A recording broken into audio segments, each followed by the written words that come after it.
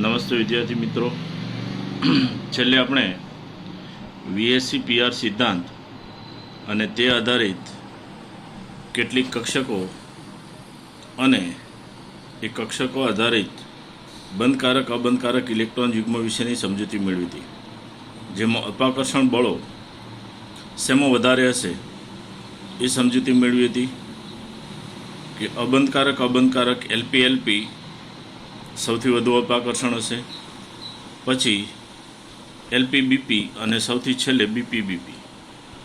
તો એની સમજૂતી આપણે મેળવી હતી. આજે આપણે સમજીશું એક અગત્યનો સિદ્ધાંત છે, જેના માટેનું એક જ લેક્ચર હું લઈશ અને 2 વાર મુદ્દાઓ રિપીટ કરીશ. સંયોજકતા બંધનવાદ, જેને વેલેન્સ બોન્ડ થિયોરી તરીકે ઓળખવામાં આવે છે, ટૂંકમાં એને આપણે ઓળખીશું VBT. એની સમજૂતી એ હિટલર અને લંડન બંને વૈજ્ઞાનિકે આપેલો છે.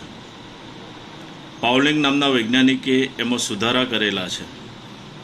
તો પાઉલિંગ અને સ્લેટર બંને જે વૈજ્ઞાનિકો છે એમણે સુધારા કરેલા છે. અહીંયા સંયોજકતા બંધનવાદ એને આપણે લઈએ તો નામ પરથી થોડોક ખ્યાલ આવી જાય આપણને કે સંયોજકતા કક્ષકોનો જ આમાં ખાસ ઉલ્લેખ હોવો જોઈએ. તો આના 9 મુદ્દા છે, બધા મુદ્દા અગત્યના છે.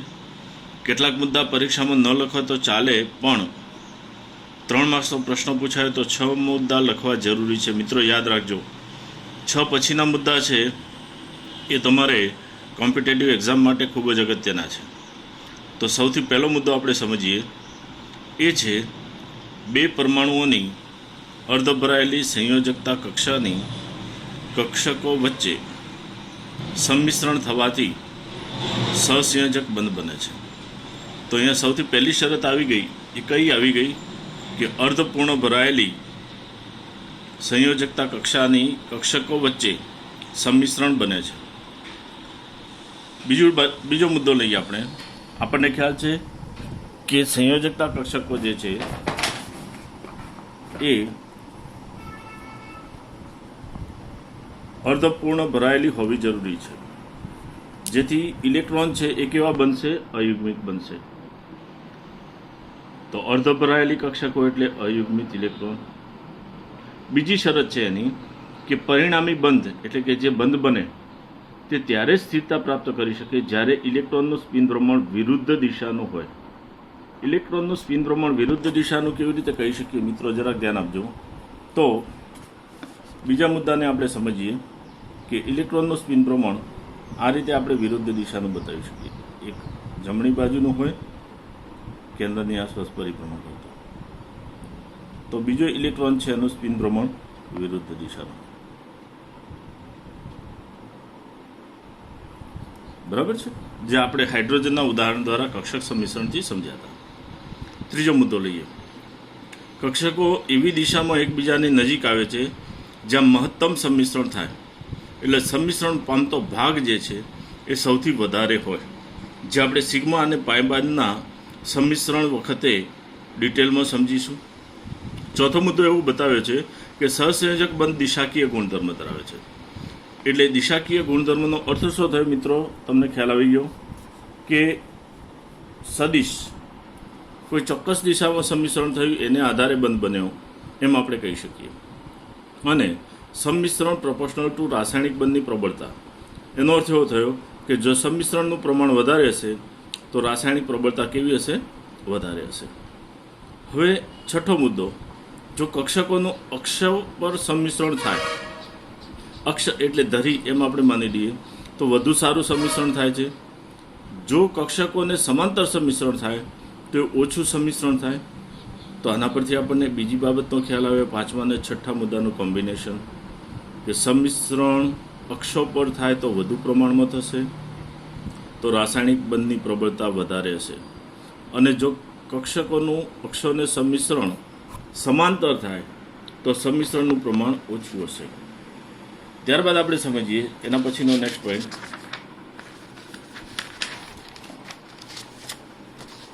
તો પી, ડી અને એફ કક્ષકો એનાથી વધુ સંમિશ્રણ થાય છે, કારણ કે એ કક્ષકો દિશાકીય છે. એસ કક્ષક અદિશ છે એટલે એનું સંમિશ્રણ કેવું થશે? ઓછા પ્રમાણમાં થશે. મિત્રો, આ સંમિશ્રણ છે સિગ્મા અને પાય બંધના નિર્માણ વખતે ડિટેલમાં સમજાવું છું, ચિંતા ન કરતા. બીજું લેક્ચર હમણાં જ આની સાથે જ પોસ્ટ કરું છું તમને. પછી અક્ષો પરનું સંમિશ્રણ જે છે એ અને એની સક્રિયતા. જો પીપી સંમિશ્રણ થાય તો એની સક્રિયતા વધારે છે. સક્રિયતા વધારે એનો અર્થ શું થયો કે બંધ નિર્બળ હશે, જે રાસાયણિક પ્રક્રિયા દરમિયાન સરળતાથી તૂટી શકે છે. મિત્રો, સક્રિયતા અને બંધની સ્થિરતા બંને પરસ્પર વિરોધી શબ્દો છે. નોટબુકમાં ટોપ પર નોંધી દો.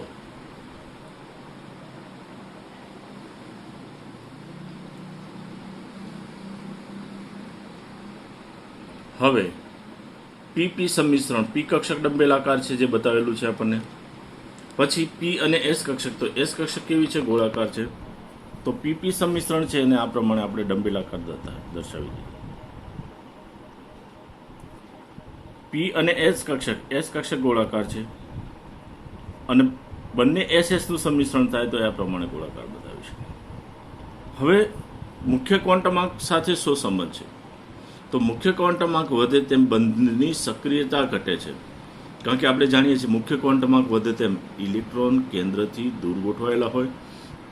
જો ઇલેક્ટ્રોન કેન્દ્રથી દૂર ગોઠવાયેલો હોય તો બંને કેન્દ્રોનું આકર્ષણ બળ એના પ્રત્યે કેવું હોય? ઓછું હોય. તેથી બંધની સક્રિયતામાં ઘટાડો થાય.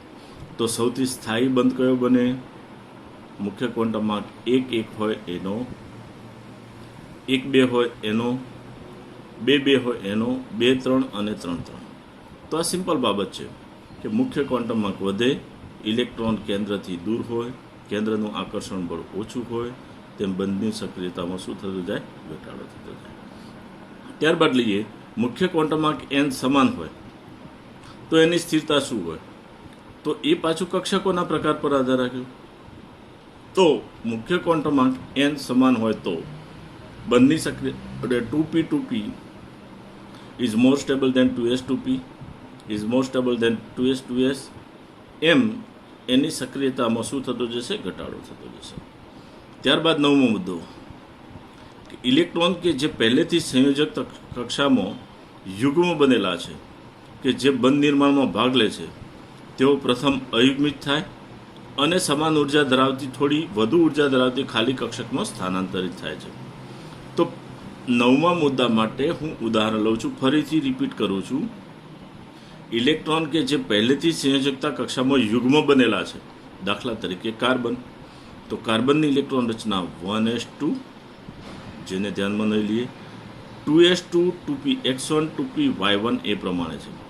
પણ 2s નો ઇલેક્ટ્રોન ઉત્તેજિત થાય છે અને સમાન ઉર્જા ધરાવતી ખાલી 2p z કક્ષકમાં દાખલ થાય છે. હવે કાર્બન ઉત્તેજિત અવસ્થામાં પ્રથમ કેવો બન્યો? અયુગ્મિત બન્યો. એટલે કે કુલ અયુગ્મિત ઇલેક્ટ્રોનની સંખ્યા 4 થઈ અને એને આધારિત એ 4 સંયોજકતાવાળા 4 બંધ છે એ સરળતાથી બનાવી શકશે. હવે જે 4 બંધ બનાવશે એ સમાન ઉર્જા ધરાવતી કક્ષામાં થોડી વધુ ઉર્જાવાળી ખાલી કક્ષકમાં સ્થાનાંતર થશે. એટલે 2pz ની ઉર્જા 2s ની ઉર્જા ઓછી હતી, એનાથી વધુ ઉર્જા ધરાવતો એટલે કે 2pz માં એ શું થયો? દાખલ થઈ ગયો. તો આ જે 9 મુદ્દા છે એનો સ્ક્રીનશોટ તરત જ તમને હું મોકલું છું. અત્યારે આપણે આના પછી તરત જ એ 9 મુદ્દો લઈએ છીએ.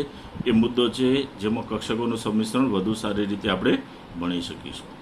બંને 9 મુદ્દાના સ્ક્રીનશોટ મોકલું છું. 3 માર્ક્સમાં પ્રશ્ન પૂછાય તો માત્ર 6 જ મુદ્દા લખવાની જરૂર છે. પણ આ જે પાછળનો 6 પછીના મુદ્દા છે એ કોમ્પિટિટિવ એક્ઝામ માટે સક્રિયતા, સંમિશ્રણની સક્રિયતા અને બંધની સક્રિયતા બંને આધારિત પ્રશ્ન આપણને જુદા જુદા પૂછાય છે, જેની ચર્ચા આપણે MCQ વિભાગની અંદર કરીશું. ધન્યવાદ મિત્રો.